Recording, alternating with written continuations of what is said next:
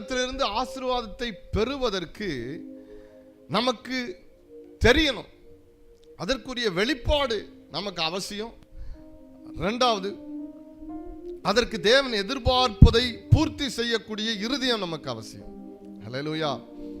நாம் இயல்பா ஆண்டவரை தேடும் போது ஒன்றும் அறியாத நாட்கள்ல ஆண்டவரே எங்களை ஆசீர்வதிங்கன்னு சொன்னோன்னே பட்டுன்னு கர்த்தர் 4-5 அற்புதம் செய்வார், கடகடன் நன்மை கிடைச்சிரும்.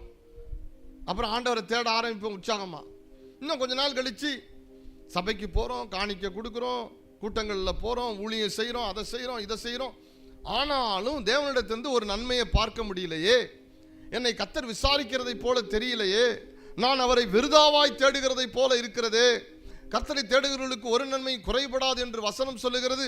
ஆனால் நான் தேடுகிறது விருதாவாய் இருக்கிறது என்று ஜனங்கள் அநேகருக்குள்ள குழப்பம், கேள்விகள். ஆனாலும் அப்படியே அவங்க தொடர்ந்து போயிட்டு இருக்கிறாங்க.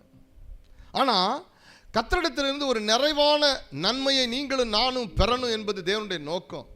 அப்படி நிறைவான நன்மையையும் ஆசீர்வாதத்தையும் பெறணும்னா சும்மா பெற்றுக்கொள்ள முடியாது. ஆண்டவர் நம்மை அதற்கு நேராய் நடத்துவதை புரிந்து கொள்ளணும், நடத்திப்பை அறியணும். அதற்கு ஏற்றபடி நம்முடைய இருதயத்தை நாம் டியூன் பண்ணணும், ஒருநிலைப்படுத்தணும், ஒழுங்கு பண்ணணும். கீழ்ப்படிதலினாலே தேவனுடைய ஆசீர்வாதங்களுக்குள் பிரவேசிப்பதற்கு அதை ஆயத்தப்படுத்தணும்.